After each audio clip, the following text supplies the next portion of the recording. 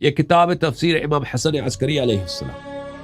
یہاں پہ ملاحظہ فرمائیے یہ حدیث امام محمد باقر علیہ السلام سے روایت ہے. لوگوں نے عرض کیا ابن رسول اللہ فی القبر نعیم و عذاب، کیا قبر میں عذاب بھی ہوتی ہے؟ فرمایا اے والذی بعث محمدا بالحق نبیا وجعلہ زکیا ہادیا مہدیا.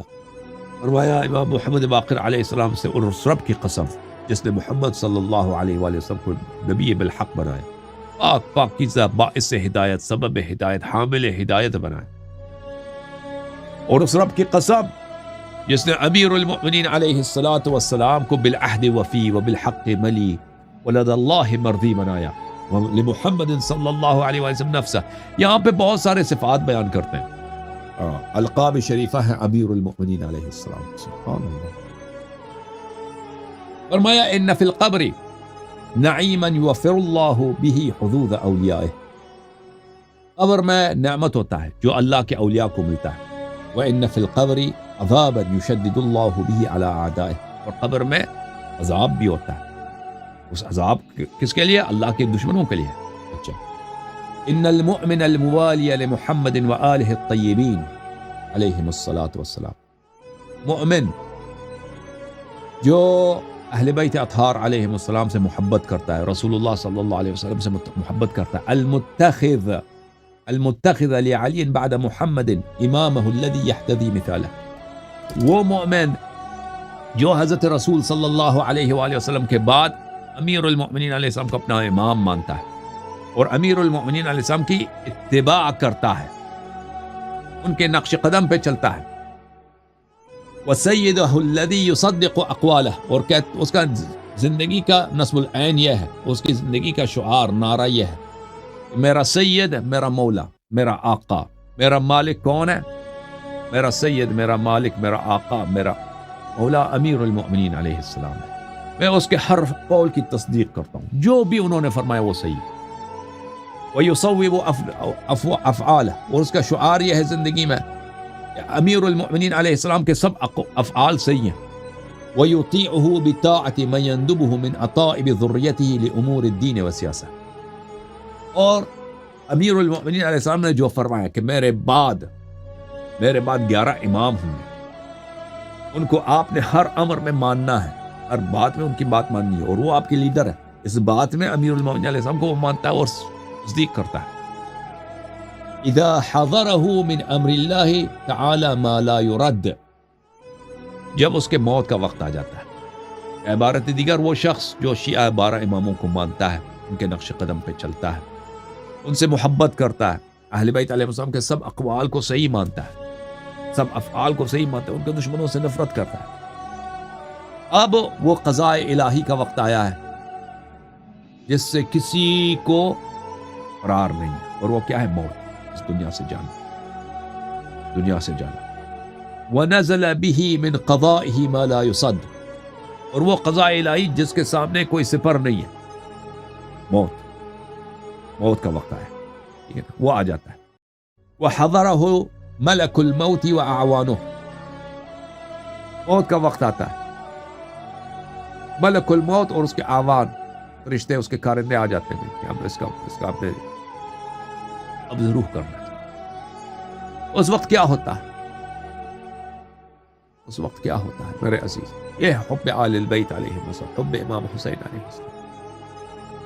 ٹھیک ہے نا؟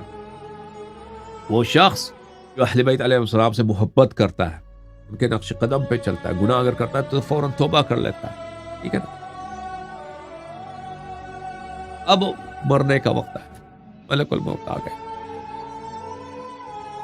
ہم آپ کو اس دنیا سے لے کے جانے آئے ہیں.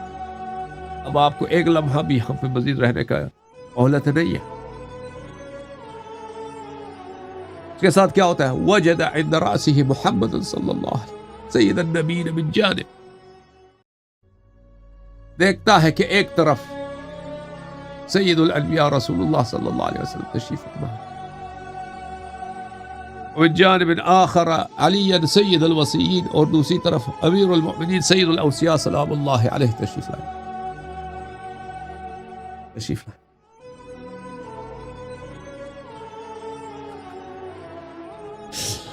وعند رجليه من جانب الحسن سبطا سيد النبيين ومن جانب الآخر الحسين سيد الشهداء اجمعین.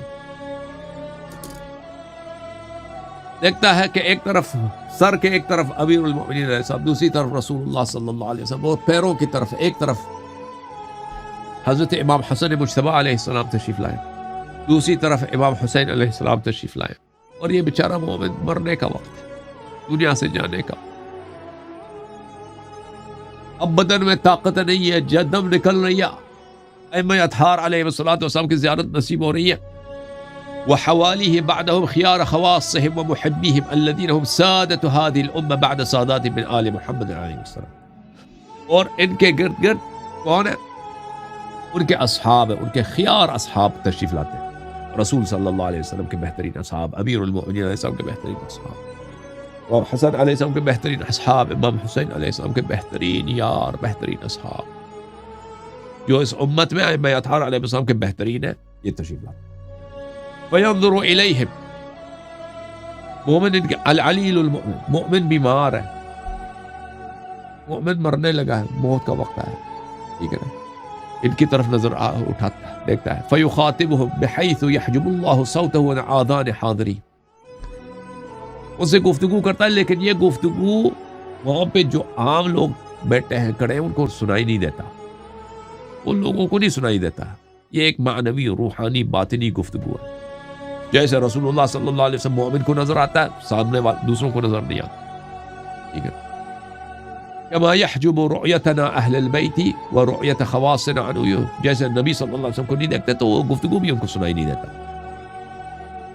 لیکون ایمانہم بذلک اعظم ثوابا لشدۃ المحنۃ علیہم، اور یہ اللہ تعالیٰ نے یہ اس لیے چھپایا مومنین سے تاکہ اگر آپ اس کی تصدیق کریں تو آپ کا جو ہے کیا، آپ کا مزید اجر بڑھ جائے، ٹھیک ہے نا، مزید اجر بڑھ جائے.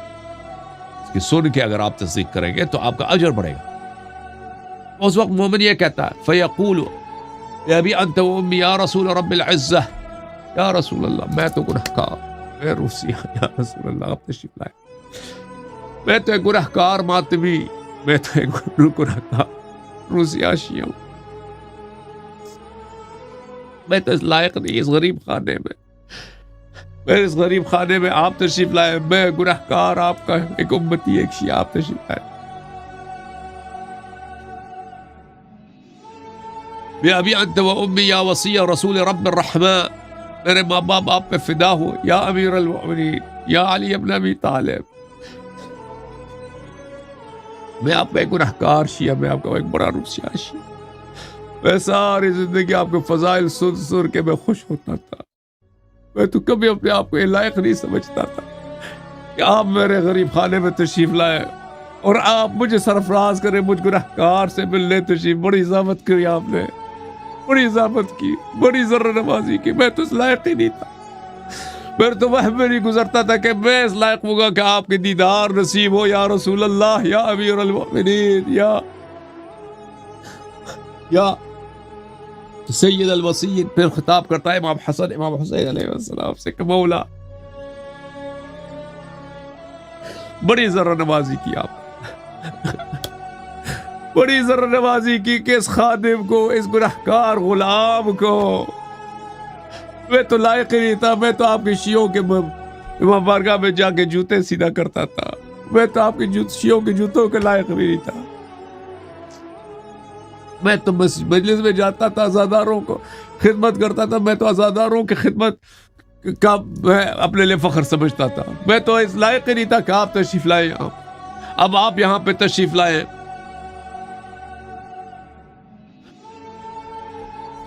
یا ابی انتما و امی یا شبلی محمد و زرغامی، یا رسول اللہ کے دو صاحبزادے اور دو شہزادے، و یا ولدیہ و سبطی، دو فرزند رسول، دو سبط نبی صلی اللہ علیہ وآلہ وسلم، میرے ماں باپ آپ پہ فدا ہوں. یا سیدی شباب اہل الجنہ المقربین من الرحمت والرضوان، اہل جنت اہل رضوان کے سید و سالار آپ نے تشریف لائے، بہت میں ذرہ نوازی کی. مرحبا بکم یا معاشر خیار اصحاب محمد وعلی وولدیہما، ما کان اعظم شوقی الیکم وما اشد سروری الان بلقائکم. اور شیعوں سے مخاطب ہوتا ہے جو اصحاب ہیں امیر المؤمنین علیہ السلام کے، امام حسن امام حسین علیہ السلام کے، کہ اے اصحاب ائمہ علیہم السلام، آپ تشریف لائے، جناب سلمان آپ تشریف لائے، ابو ذر آپ تشریف لائے، بہت میں مضر نوازی، میں آپ لائق نہیں تھا، یا حضرت ابو الفضل عباس آپ تشریف لائے، بڑی ذر نوازی کیا، بڑی ذر نوازی کیا، میں تو روسیا ہوں، میں تو لائق نہیں تھا کہ تشریف لائے آپ، میں بڑا شرمندہ ہوں، بہت زحمت کی آپ نے، مجھے بہت خوشی ہوئی آپ کے تشریف لانے سے۔ اتنا خوشی ہوتا ہے مومن کو اپنی موت کو بھول جاتا ہے، دنیا سے خروج کا وقت ہے، دنیا سے وداع کا وقت ہے، اپنے اہل خانہ غم ہی بھول جاتا ہے، خوشیوں میں سرور میں ڈوب جاتا ہے۔ عرض کرتا ہے یا رسول اللہ ھذا ملک الموت حضرنی ولا اشک فی جلالتی فی صدرہ لمکانک ومکان اخیک منہ۔ پھر مومن عرض کرتا ہے یا رسول اللہ یہ ملک الموت بھی یہاں آئے ہیں، اور مجھے شک نہیں ہے کہ وہ آپ اگر سفارش کر دیں اس حقیر کا، اس گنہگار کا، تو آپ ان کے نگاہ میں بڑے جلیل، بڑے عظیم ہیں، تو آپ اس کا کچھ اثر ہوگا۔ رسول اللہ صلی اللہ علیہ وسلم فرماتے کہ جی میں آپ کی سفارش کروں۔ رسول اللہ صلی اللہ علیہ وآلہ وسلم ملک الموت کی طرف روح کرتے ہیں، فرماتے یا ملک الموت استوصِ بوصیۃ اللہ فی احسان الى مولانا وخادمنا ومحبنا ومؤثرنا۔ اے ملک الموت تو جانتا ہے یہ کون ہے، تو جانتا ہے یہ ہمارا محب ہے، یہ میرے حسین سے محبت کرنے والا شخص ہے، یہ میرے حسین سے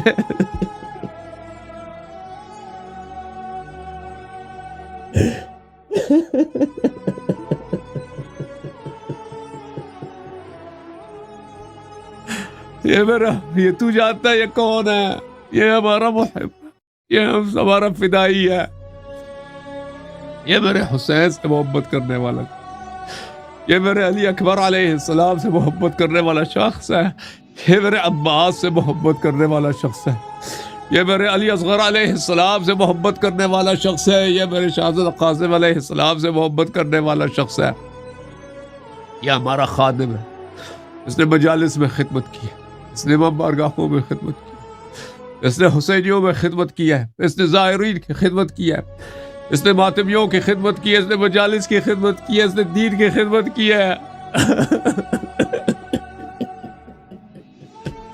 اس کے ساتھ بہت ہی میں نیکی کر رہا ہے تو نے ملک الموت، اس کے ساتھ تو نے بڑی ملک خوبی کرنی ہے، نیکی کرنی ہے۔ فيقول له ملك الموت يا رسول الله مره أن ينظر إلى ما قد عد الله له في الجنان۔ ملک الموت عرض کرتا ہے یا رسول اللہ میں آپ پہ فدا، اپنے اس موالی سے، اپنے اس شیعہ سے، اپنے اس محب سے کہہ دے، اپنے اس ماتمی سے، امام حسین علیہ السلام کے عاشق سے کہہ دے کہ ایک دفعہ سر اٹھا کے جنت کی طرف دیکھ کہ اللہ نے اس کے لیے کیا منزل وہاں پہ مہیا کی ہے، اور وہاں پہ کون سا منزل اس کے انتظار میں ہے۔ اور رسول اللہ صلی اللہ علیہ وسلم اس مومن سے کہتے ہیں کہ اے مومن انظر الی العلو، وہ بیچارہ وہ تو بستر پہ پڑا، اس کے موت کا وقت ہے، اور اوپر کی طرف دیکھ لے، جنت کی طرف دیکھ لے۔ فینظر الی ما لا تحیط به الالباب ولا یأتی علیہ العدد والحساب۔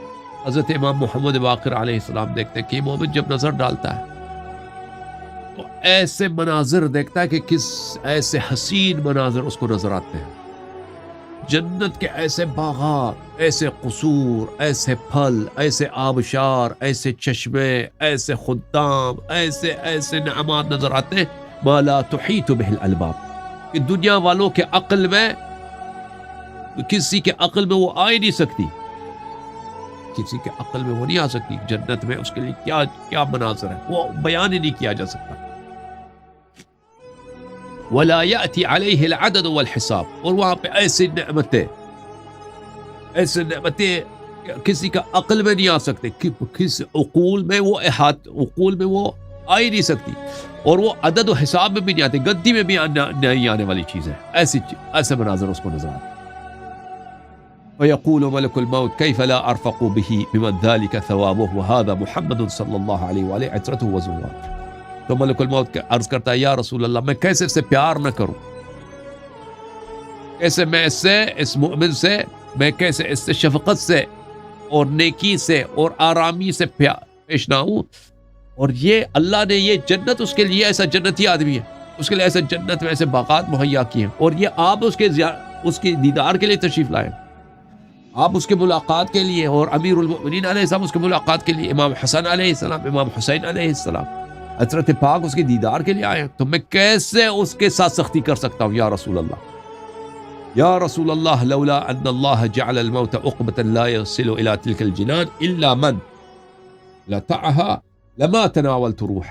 یا رسول اللہ, اگر موت حق نہ ہوتا, واجب نہ ہوتا, ایک ایسا پہاڑی ہے کہ اس پہاڑی سے جو گزر جائے گا اس طرف, پہاڑی کے اس طرف جو ہے جنت میں داخل ہوگا, تو میں کبھی اس کا جان نہ لیتا.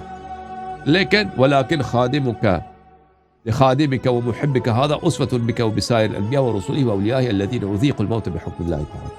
لیکن تیرے اس خادم کے لیے اور تیرے اس محب کے لیے آپ نمونہ ہے, آپ کو تو بھی موت آیا ہے, موت تو سب کے لیے, اور اس پہ اس کو صبر کرنا ہوگا, موت سب کے لیے. رسول اللہ صلی اللہ علیہ وآلہ وسلم اس مومن سے اس ملک الموت سے کہتے ہیں, یا ملک الموت ہاک اخانا قد سلمناہ الیک فاستوصی به خیرا. رسول اللہ صلی اللہ علیہ وسلم کہتے ہیں کہ ملک الموت میں نے اب تجھے تیرے حوالے کر دیا, پیشیا, اس کے ساتھ نیکی کرنا. پھر مومن کے ساتھ خداحافظی کر کے ملک رسول اللہ صلی اللہ علیہ وسلم جنت کی طرف چلے جاتے.